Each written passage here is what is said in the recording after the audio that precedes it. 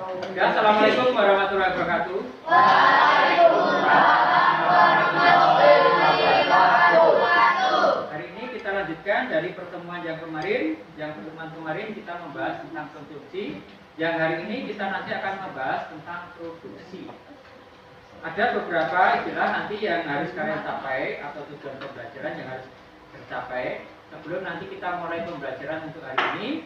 Ketua kelas, mana ketua kelasnya? Saya, Pak. Ada yang hadir hari ini? 3. Ada 3, siapa saja? Gayeng, Mikel, dan Bara. Iya, 3. Nggak ada izinnya semuanya ya? Yes. Ya. Belum mulai pembelajaran, pimpin doa dulu. Persiapan doa menurut agama dan keyakinan masing-masing. Doa mulai.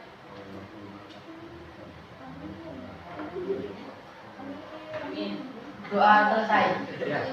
Untuk tujuan pembelajaran, untuk yang kegiatan produksi, yang pertama, kalian nanti diharapkan bisa menjelaskan pengertian dari produksi. Pengertian produksi nanti apa? Berarti kamu nanti harus paham.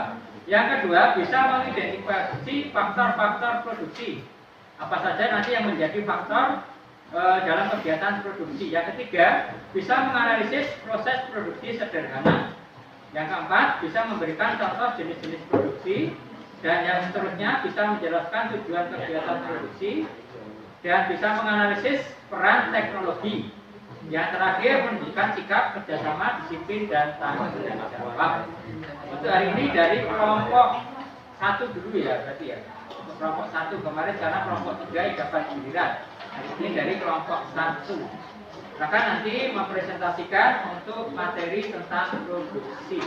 Nah, kelompok 1, ya silakan diserahkan dulu. Nama saya Karlo dari kelompok 1. Aku akan menjelaskan tentang Coba yang lain ya. produksi. Kata produksi berasal dari bahasa Inggris producer yang berarti menghasilkan atau membuat. Dalam arti sempit, produksi merupakan kegiatan yang menghasilkan atau menciptakan barang dan jasa. Dalam arti luas, produksi adalah kegiatan atau usaha yang dilakukan manusia guna menambah atau meningkatkan nilai guna barang dan jasa melalui berbagai bentuk seperti ekstraktif, mengambil langsung dari alam, agresif, mengolah dan memanfaatkan alam, industri, mengubah barang mentah menjadi barang setengah jadi atau barang jadi, dan jasa usaha tanpa mengubah bentuk. Orang atau lembaga yang melakukan kegiatan produksi disebut produsen. A. Jenis produksi. Jenis produksi dibedakan menjadi 2, yaitu produksi barang, produksi dan produksi jasa. 1. Produksi barang. Produksi barang merupakan kegiatan mengubah bentuk suatu benda. Produksi barang menghasilkan barang modal dan barang produksi. Adapun contoh produksi barang yaitu memproduksi kue, jahit, petani, pengusaha dan sebagainya. 2. Produksi jasa. Produksi jasa adalah kegiatan memberikan jasa atau layanan, misalkan jasa perwira, jasa antar barang, jasa angkut, jasa perawatan kecantikan dan sebagainya. Ya. Ya, selesai. Silakan dibuka sesi yang berikutnya. Tanya jawab. Mungkin dari kelompok yang lain ada yang ingin bertanya? Saya Pak. Oh ya, itu dari kelompok yang Perkenalkan, nama saya Rizky dari kelompok 2. Saya ingin bertanya apa tujuan utama dari kegiatan produksi? ya, tujuan utama kegiatan produksi. Yuk, kira-kira apa tujuan utamanya kegiatan produksi? Masih jawab. Untuk memenuhi kebutuhan manusia dengan menghasilkan barang atau jasa serta meningkatkan nilai guna suatu barang. Ya, itu ada tujuan produksi. Oke, dari yang lain ada yang bertanya? Oh, ini ada ini. Kat ini. Perkenalkan, nama saya dari sekolah India dari kelompok 3. Kami bertanya apa yang dimaksud dengan produksi. Ya, apa yang dimaksud dengan produksi? Ya, produksi itu apa? Ini adalah kegiatan menghasilkan barang dari jasa untuk memenuhi kebutuhan manusia.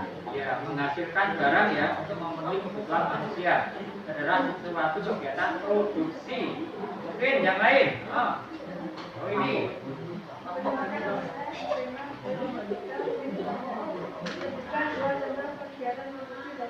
Ya, dua contoh kegiatan produksi dalam bentuk jasa. Contohnya apa saja kira-kira?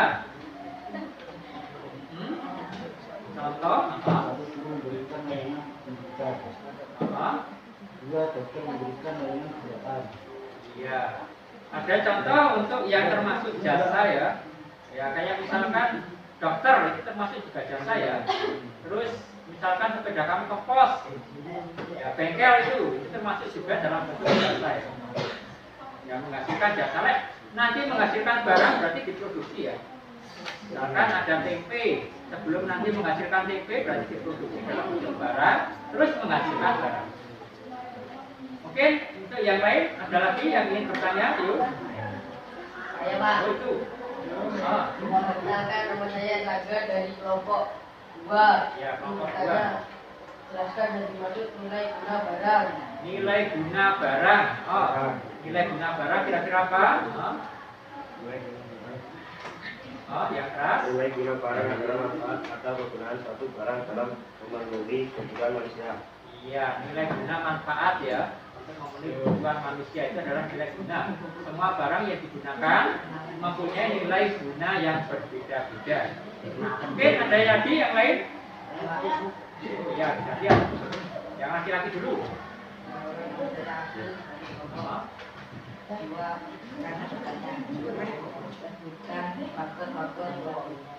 Ya, faktor-faktor produksi apa saja faktornya?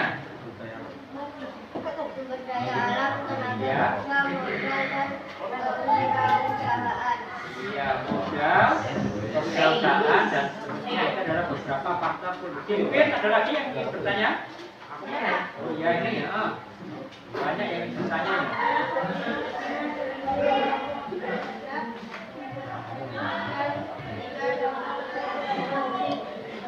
Ya, produksi barang. 3 contohnya apa saja? 3 contoh kegiatan produksi dalam bentuk barang. Yuk, baik. Satu petani menanam padi, Ya, saluran padi. meja, pakaian. Ya, termasuk petani menanam padi menghasilkan padi ya. Terus mebel itu apa namanya? Nah, itu dalam bentuk barang, meja dan seterusnya menghasilkan barang. Ya.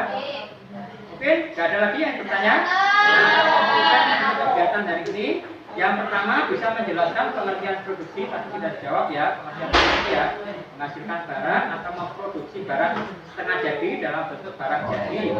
Mengidentifikasi faktor-faktor produksi, banyak bisa sumber daya alam, modal, tenaga kerja, kewirausahaan dan yang lain.